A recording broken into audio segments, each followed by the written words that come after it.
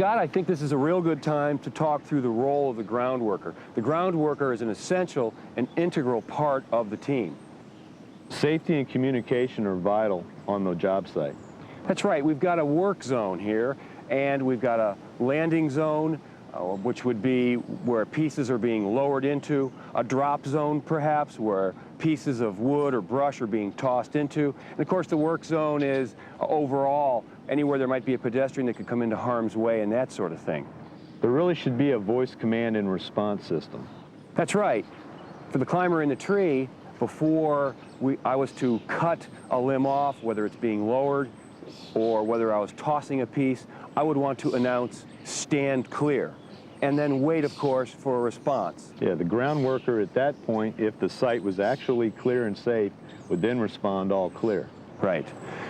If you were to walk in underneath my work, or if you were wanting to work underneath, then you would say, "Underneath, coming in," and wait for my response, which would be, "All clear." There really are many things that the ground worker does to assist the climber. Well, the ground worker can attach chainsaws, equipment, rigging parts, and send them up the lowering line to the climber. We also help the climber judge distances, wood weights, figure out what's the right rigging method for that situation.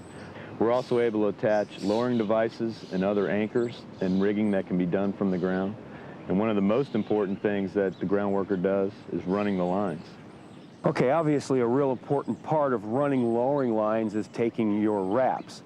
We could use the tree itself to wrap the lowering line around to gain the friction that we'll need for control.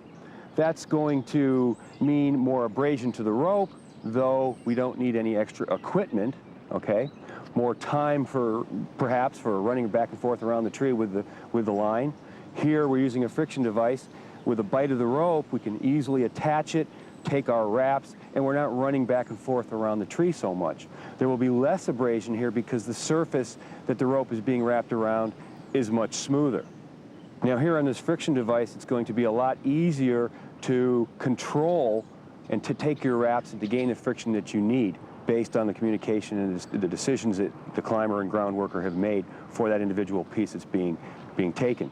Now, many times when you're cutting a piece of wood or brush, I'm going to want the ground worker to let it run. When letting lines run, ground workers should wear a glove to protect their hands. The ground worker should also make sure that the area they're working in is clear and they're not in any danger there.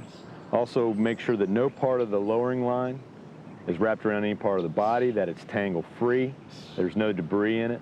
I completely agree about everything you've said, and the gloves are such an important part because if I'm really going to expect you to let it run, you're going to have to let that rope run through your hands, and that rope running through your hands is going to mean a lot of heat, right? And you're going to have to either grab it or let go of it if you get too much heat, so gloves are very important.